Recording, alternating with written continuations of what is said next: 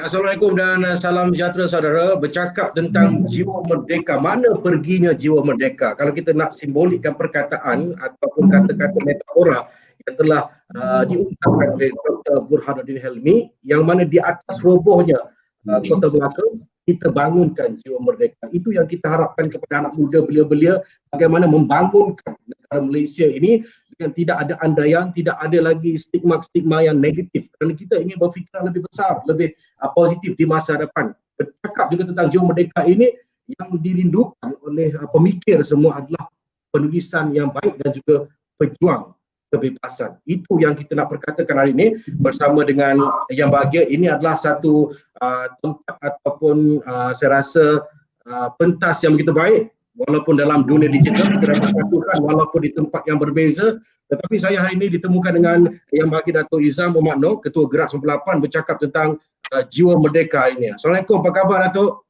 Sihat? Assalamualaikum warahmatullahi wabarakatuh. Salam Dato' Izam. Salam merdeka, merdeka, laungan yang sering dilaungkan keramat sebenarnya laungan ini pada bulan kemerdekaan. Dato' Izam nampak agak sibuk sikit sekarang. Sekarang di mana sekarang ni? Ya, betul.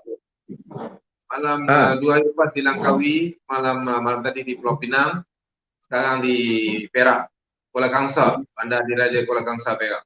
Wow, okey. Baik Dato' Izam, saya mewakili juga beliau Wangsa Maju dan mewakili beliau seluruh Malaysia juga nak bertanyakan kepada Dato' Izam, adakah sebenarnya kalau kita bercakap tentang merdeka ini dan mereka boleh menyuarakan pendapat tetapi tidak diberikan pentas yang lebih besar, maksudnya ke arah yang memimpin negara, contohnya dalam bidang politik, adakah sudah masanya 2020 ni belia ataupun anak muda ke depan untuk menyuarakan pendapat mereka?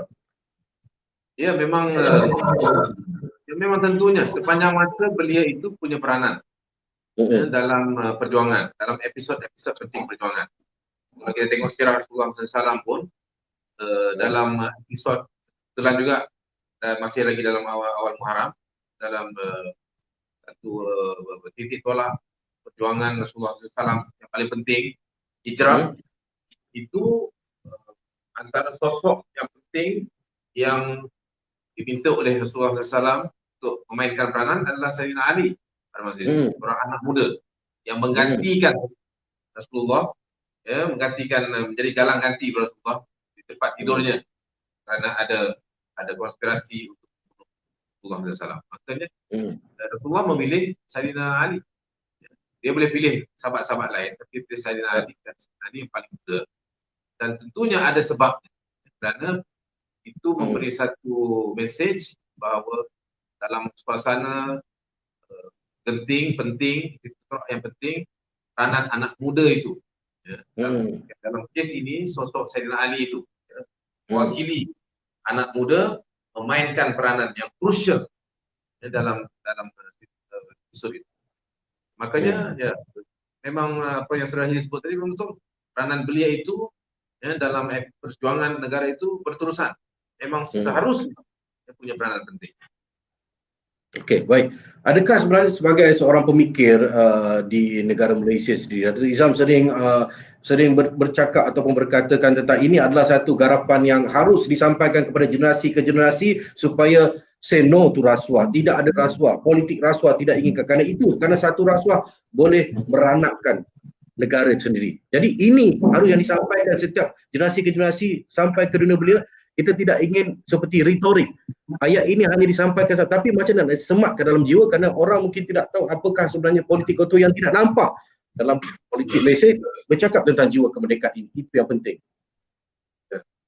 Ya, tahun 1997, 1 Ogos 1997, kita merdeka daripada penjajahan.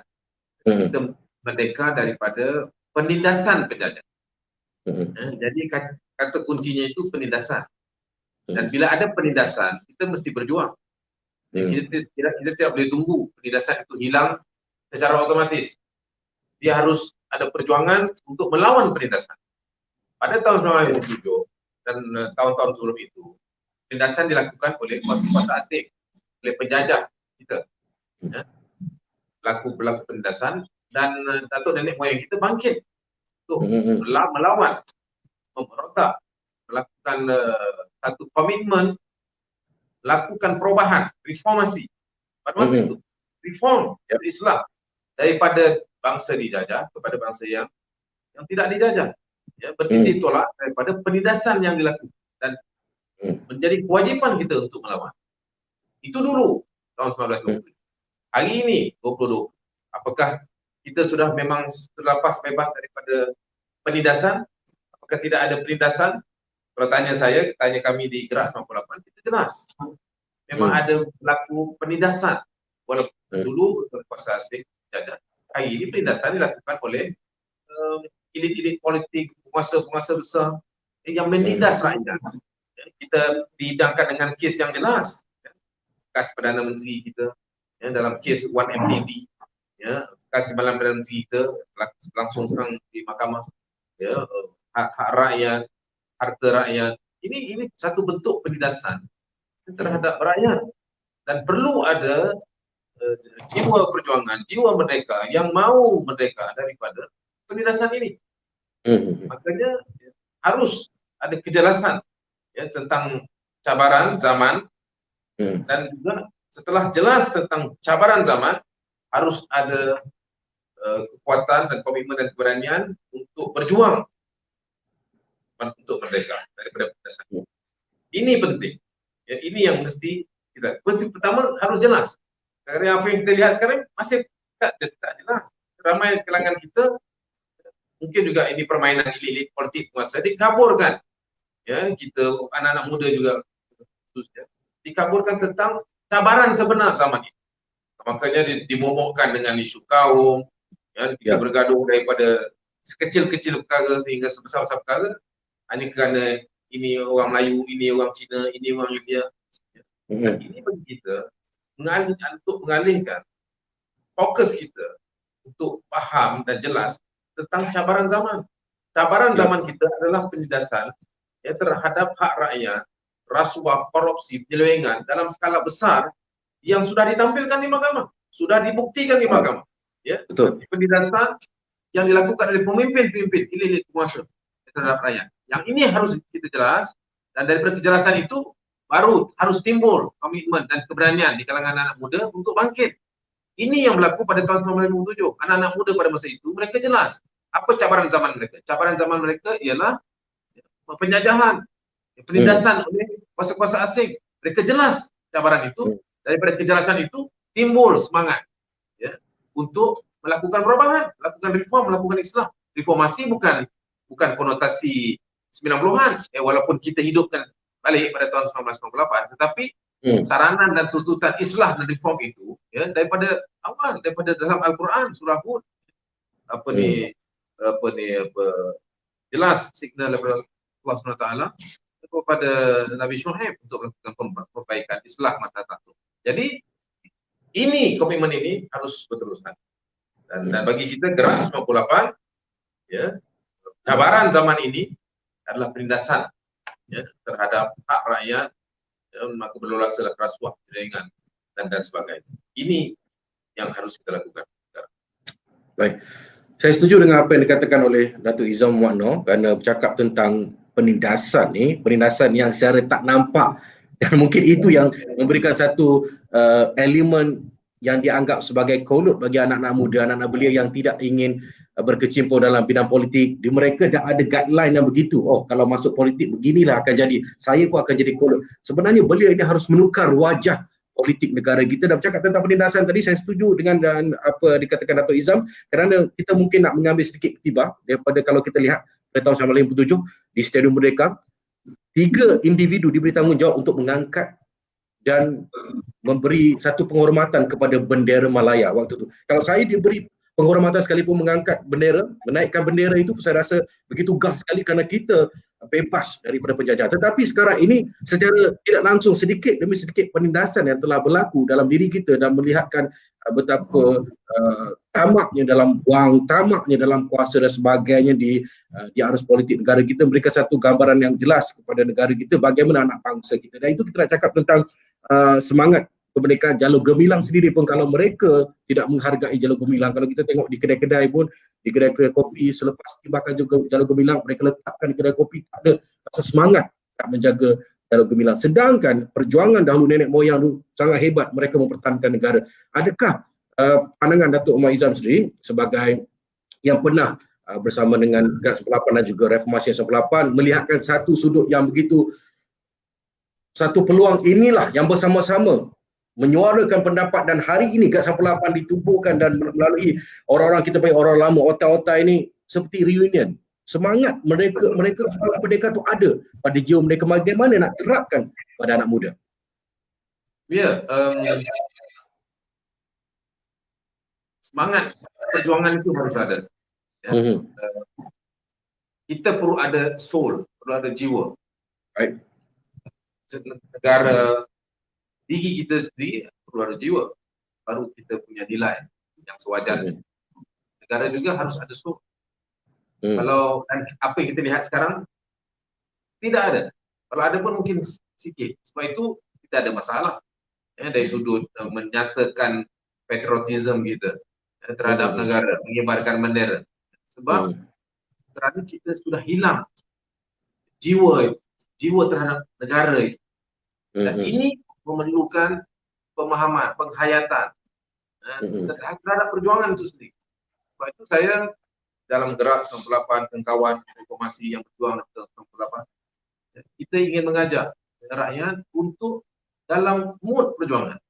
Dan kita perlu garap jiwa itu, jiwa merdeka, jiwa terhadap negara, memberikan jiwa kepada negara. Dan ini, proses ini kesemuanya itu mesti berasaskan kepada tanggungjawab kita terhadap negara, terhadap diri kita, terhadap keluarga kita, terhadap masyarakat kita, terhadap negara kita. Dan ini basic, ini mesti dilakukan. Dan kalau ini ada, khususnya di kalangan anak-anak muda. Anak-anak muda seharusnya yang mereka lebih ke depan. Idealisme mereka lebih jelas. Mereka lebih berani. Kerana perhitungan, pencaturan, pertimbangannya itu lebih sedikit berbandingkan dengan yang lebih dewasa, lebih tua. Sebab itu, kita harapkan anak-anak muda ke depan dengan dasar perjuangan, dengan mendasari pergerakan dan tindakan mereka berasaskan kepada semangat perjuangan, berasaskan pada tanggungjawab perjuangan. Ini yang saya rasa hilang, dan mesti kita terapkan. Ia hilang kerana kita, kalau ikut Ibn Khaldun, kita dalam episod ataupun dalam stage tertentu dalam pembinaan tamadun. Tamadun ni awal memang hebat sebab ia hanya semangat ciptaan pada negaranya. Kalau ikut teori Ibn Khaldun, pada awalnya selepas merdeka mereka masih kuat semangatnya kerana baru merdeka, baru bersama, baru bersatu, baru menang perang, baru menang dan mendapat kemerdekaan. Jadi kesatuannya itu hebat. Tapi makin lama makin luntur. Dan akhirnya sampai kepada tahap ke-4, ke-5 di mana kemakmuran, kemewahan itu negara makin senang, makin hilang semangat kesatuan. Hilang semangat tanggungjawab, hilang semangat perjuangan. Sudah lupa tentang perjuangan, sudah lupa tentang tanggungjawab. Masing-masing fikir diri masing-masing. Masing-masing fikir tentang apa kereta untuk dia, untuk keluarga dia, rumah untuk diri sendiri. Itu semua perlu. Tetapi dalam masa yang sama kita juga harus fikirkan terhadap negara, terhadap masyarakat kita. Dan ini luntur disebabkan oleh stage-stage, peringkat-peringkat dalam pembinaan tamadun itu. Dan kita tengok sendiri Malaysia daripada tahun 57 sehingga sekarang memang pada awalnya semangat kebangsaannya masih utuh, kesatuannya, perjuangannya, komitmennya, integriti kepimpinannya itu jelas. Tetapi semakin lama makin hebat negara, kemakmuran dicapai, kita jumpa minyak, Allah SWT bagi kita minyak pada tahun 70-an, kita dapat hasil mahsul yang besar, kita dapat bajet besar, hanya dengan hasil minyak yang diberi Allah SWT, kita nampak pelunturan dari sisi semangat perjuangan jiwa bangsa. Dan ini menyebabkan lahirnya lah pemimpin. Dia mula dengan pemimpin tak ada tanggungjawab. Macam mana kita nak harapkan orang biasa ada tanggungjawab? Kalau pemimpin itu jelas tak ada tanggungjawab, mementingkan diri sendiri, hidup mewah, mempamerkan kemewahan. Ini berlaku dan ini disebut oleh Ibn Khaldun dalam mukadimah. Ini akan berlaku. Ini the cycle of civilization ini akan berlaku dan perlukan satu kelompok yang berjuang untuk memastikan bahawa tamadun itu akhirnya tidak runtuh. Inilah yang kita lakukan. Gerak 98, reformasi, sama ada secara sengaja atau tidak sengaja, tercetus semangat 98 ya perjuangan itu. Tapi akhirnya kira untuk memastikan seperti yang disebut oleh Ibnu Khaldun, kita merupakan satu kelompok manusia yang berjuang, yang mempertahankan. Ya, Ustaz Allah dalam Al-Quran Allah Taala kailan lakuna dulatal bainat aghniyah minkum surah Al-Hajj, jangan kamu biarkan harta itu berlega-lega di kalangan orang-orang kaya. Ini jelas disebut. Dan ini yang berlaku dalam stage-stage akhir pembinaan tamadun itu, ya, kerana teks yang disebutkan dari hasil mahsul minyak dan sebagainya, kemakmuran, ekonomi baik, perkembangan hebat, yang menyebabkan akhirnya perebutan, ya, ghanimah, perebutan harta, perebutan ekonomi. Dan ini menghilangkan jiwa merdeka, ini menghilangkan kewarasan kepimpinan, ini menghilangkan semangat tanggungjawab, ya, terhadap negara. Dan kesemua ini luntur. Sebab itu bila sampai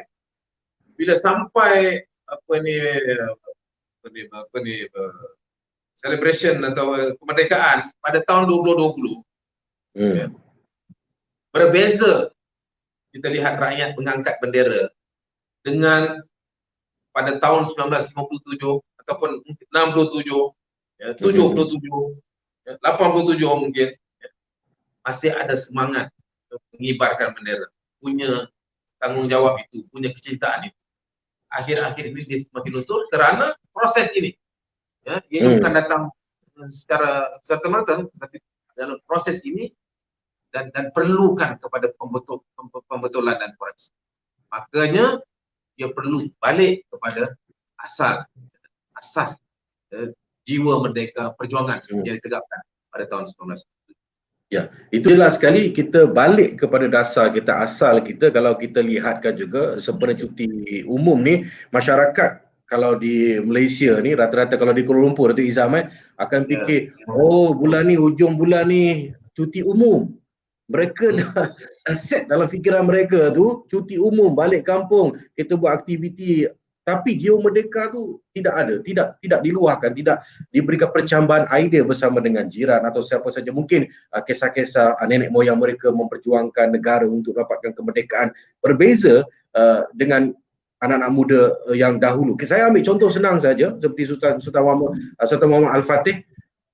Orang muda ingin menawan dan juga mempertegakkan Umpai Uthmaniyah. Begitu juga dengan Datuk Muhammad Izam sendiri di usia muda mengikut reformasi. Dan saya nak tanya secara eksklusif, mungkin ini juga pandangan juga dan orang mungkin nak tahu Datuk Izam, apa yang buat Datuk Izam sebagai orang muda, tak silap baru habis universiti, bijak pandainya, tetapi ada hala tuju yang begitu besar. Tetapi apa yang membuatkan Datuk Izam rasa yang spark diri itu macam kali ini aku kena berjuang? Apa yang buatkan benda tu supaya nak dapat terapkan, mungkin intipati tu dapat diserapkan untuk anak muda yang mendengar sekarang ni? Pertamanya kita harus ada kefahaman tentang ilmu. Sebab itu dalam Islam yang ayat pertama itu Iqra. Baca.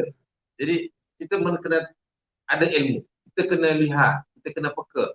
Ya, kita kena baca sejarah negara, baca sejarah negara-negara lain. Kita kena tengok bagaimana apa yang berlaku pada negara-negara lain, ketamadunan. Ini semuanya mendasari tindakan saya. Dia berasaskan kepada pengalaman, pada pembacaan, ya, dan tentunya lah juga ya, kepada episod yang melanda. Ya, kalau tidak berlaku pemecatan Datuk Seri Anwar Ibrahim, ya, tidak berlaku apa yang timpa terhadap beliau. Ya. Beliau seorang timbalan Perdana Menteri. Mungkin ramai anak muda yang lupa saya itu ingatkan. Ya, dia Anwar Ibrahim tahun 98 adalah seorang timbalan Perdana Menteri. 2 September itu dia timbalan Perdana Menteri dan bakal Perdana Menteri Malaysia. Ya, tetapi dalam tempoh 20 hari itu saja, dia disumbat ke penjara. Dan bukan sekadar disumbat ke penjara, tanpa ada dakwaan pada masa itu. Without any charge pada masa itu, terus ditahan. Dan setelah itu, setelah beberapa hari, dia ditampilkan di mahkamah dengan mata lebam.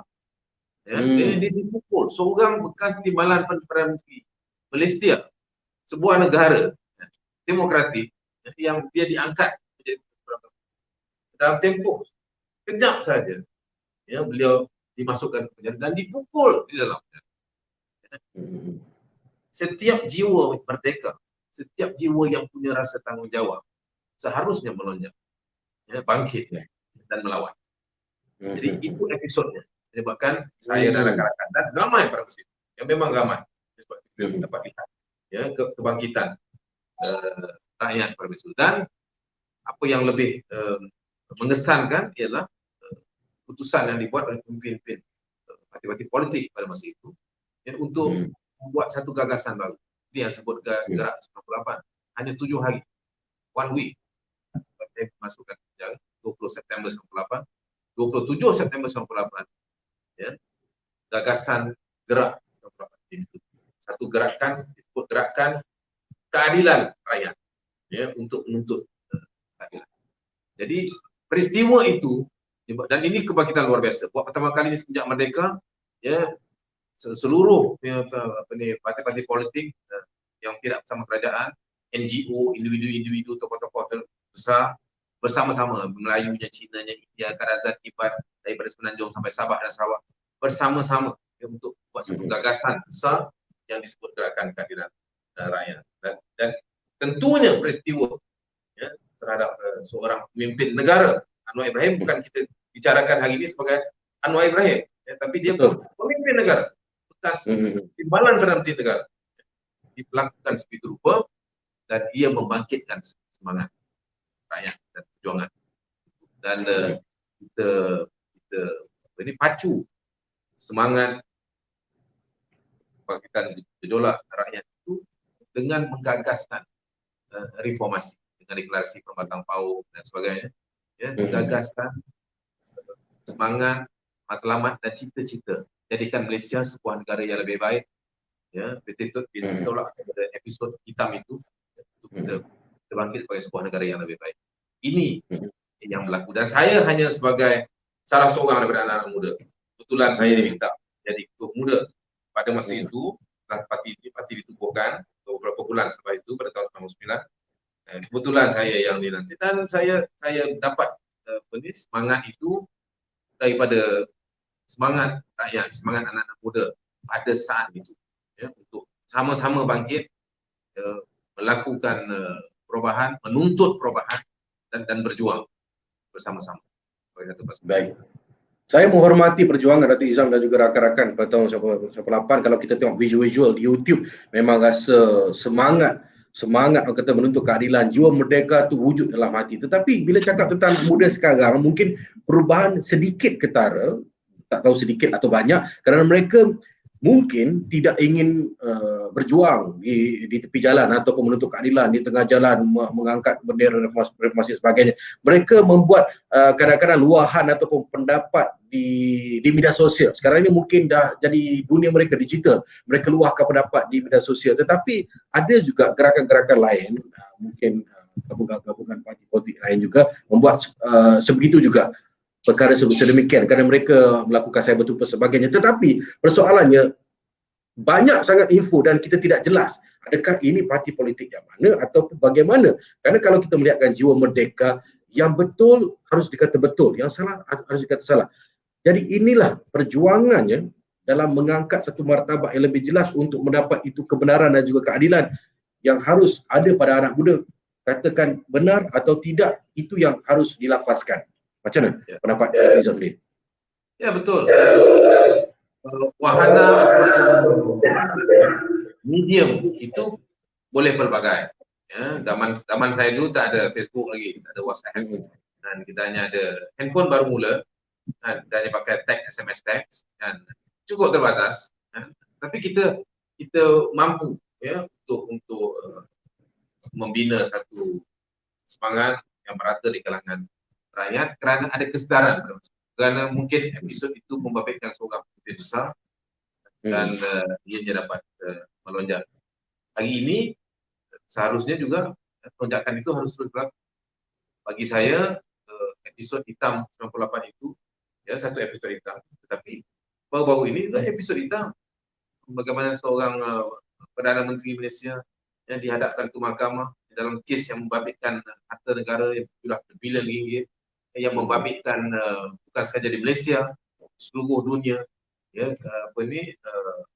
skandal itu merupakan skandal yang disebut sebagai antara skandal terbesar di dunia. Sepatutnya episod itu sepatutnya ada satu lonjakan juga terhadap kebangkitan rakyat, kesedaran untuk melakukan perubahan. Dan ini perkara besar, dan ini membabitkan duit rakyat, ini membabitkan hak negara. Jadi mungkin ada di media sosial, serangan-serangan media sosial, utaran-utaran untuk bina kesedaran di media sosial. Dan juga di peti-peti undi pada 2018 rakyat memutuskan untuk menolak kerajaan yang dipimpin oleh mereka yang terlibat dalam skandal besar ini. Tetapi ianya tidak harusnya terhenti di situ. Lonjakan ini harus dimanfaatkan dengan membina lebih banyak lagi kesedaran, aktiviti-aktiviti ataupun gerakan-gerakan kesedaran, kerana skala-skala kecil, skandal-skandal skala kecil, penyelewengan, rasuah, dan baru ni kita tengok pertukaran kerajaan, masih banyak lagi kes-kes rasuah berlaku dalam skala yang tidak sebesar 1 MDB, membabitkan ratusan juta ringgit bagi rakyat juga. Dan ini memerlukan satu kesedaran kebangkitan di media sosial. Tentunya ini merupakan medium dan budaya anak-anak muda sekarang. Tetapi jangan lupa, apa perjuangan itu mesti berasaskan kepada kebangkitan untuk memperlihatkan kekuatan secara struktur dan fizikal. Negara sehebat Amerika Syarikat, yang semaju Amerika Syarikat pun masih lagi di United Kingdom, kita tak cerita Indonesia, yang tentunya demonstrasinya perkara biasa. Tetapi negara-negara maju pun demonstrasi perhimpunan aman untuk menyatakan hak, untuk membela kezaliman itu berlaku walaupun di negara yang paling maju di dunia. Karena itu asas kepada kebangkitan. Kita manusia itu ada jiwanya, ada raganya, ia harus dipertunjukkan. Jiwa dan raga anak-anak muda ini yang maukan perubahan, yang dahagakan perubahan itu harus diperlihatkan, ditampilkan di medan nyata, bukan hanya di medan maya. Kalau hanya di medan maya, belum tentu ia memberi impak yang berkesan dan berpanjangan dan langsung. Dan ini seharusnya digarap, dan saya mengajak anak-anak muda untuk tampil, bukan sekadar di media sosial, tetapi tampil bukan di medan maya, tapi di medan yang nyata, untuk menyatakan hak mereka, untuk berjuang, untuk secara bangga sebagai anak muda. Karena ini negara kita, ini hak kita, ini kekayaan negara kita, bukan hak sesiapa. Kita semuanya berhak, dan kita harus tampilkan jiwa dan raga kita seperti mana yang ditampilkan oleh bapa-bapa atau nenek moyang kita pada tahun 1997 dan sebelumnya, untuk memperjuangkan kemerdekaan dengan jiwa dan raga mereka. Perjuangan itu harus serius. Sebab itu dalam Al-Quran itu disebut Islah Masnata itu harus dilakukan dengan serius, bukan sambil lewa saja. Di media sosial boleh, tetapi tak cukup. Dia harus dengan jiwa dan raga, dengan pengorbanan, dengan komitmen, dengan semangat pasukan, jemaahnya, kekuatannya, mobilisasinya, supaya barulah timbul jiwa merdeka. Dan barulah kita akan dapat kecapi seperti mana yang dapat dicapai oleh bapak-bapak pejuang kemerdekaan kita. Wow, itu kata-kata keramat daripada Datuk Izam. Saya nak ambil sedikit di mana kalau kita lihatkan pemilik jiwa merdeka itu sendiri adalah orang yang mulia, yang layak, berani menegakkan keadilan dan juga kebenaran. Baik, terima kasih yang bagi Datuk Izam Mano bersama kita, Ketua Gerak 98, dan banyak yang kita kongsikan mengenai dengan mana perginya jiwa merdeka. Jadi anda boleh fikir sejenak, apakah anda berjiwa merdeka ataupun masih berjiwa lagi angan-angan Mak Jelin. Betul tak Izam? Jadi inilah 2020 bukan lagi tahun 57, kita kena ambil capaian ataupun semangat jiwa merdeka daripada 57 sehinggalah mereka menggerakkan juga reformasi sampailah sekarang. Sedikit sebanyak ada jiwa merdeka dalam itu, jiwa perjuangan keadilan kebenaran akan terlaksana juga, insya-Allah. Okey, baik. Jadi kesempatan ini di ujung kita nak kalau boleh tim Datuk Izam gerak Reformasi 98 gerak 98 bersama-sama untuk laungkan merdeka semangat jiwa merdeka pada tanggal keramat raya 31 Ogos 2020 tahun 63 kemerdekaan negara Malaysia. Baik. Mana semua? Silakan ambil tempat. Ya, itu bersama dengan warga Perak. Ini dia orang-orang lama, muka-muka lama memperjuangkan negara. Terima kasih kerana sumbangan anda pada negara kita. Okey, mungkin Datuk Izam boleh mulakan, Merdeka dan yang lain juga boleh ikut sekali. Kami dari Ibak Bapak kita ucapkan selamat menyambut Hari Kemerdekaan Malaysia ke-63. Merdeka! Merdeka! Merdeka! Terima kasih. Gerak 98 eksklusif sama saya hari ini. Kita nak ceritakan banyak sebenarnya perihal negara kita yang kita tidak ingin anak muda jatuh. Terus bangkit untuk jiwa merdeka. Kita jumpa lagi. Terima kasih. Assalamualaikum.